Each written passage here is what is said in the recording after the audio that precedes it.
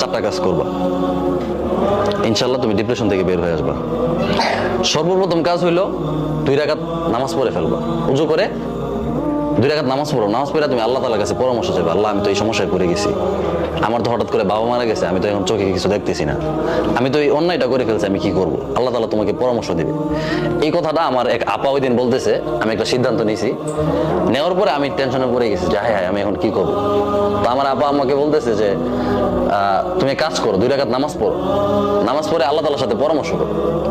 আমি চিন্তা করছি আল্লাহ তাআলার সাথে পরামর্শ করবো কিভাবে। 2 রাকাত নামাজ পড়ছি, নামাজ পড়ে আমি আল্লাহকে বলছি যে আল্লাহ আমি তো এমন একটা সিদ্ধান্ত নিছি, কি করব। তখন দেখি আমার মাথায় নানান চিন্তা আসতেছে, বুদ্ধি আসতেছে পজিটিভ, বুঝছো? ডিপ্রেশনে পড়ে গেলে প্রথম চেষ্টা করবা 2 রাকাত নামাজ পড়া। দ্বিতীয় যে কাজটা করবা, একা থাকবা।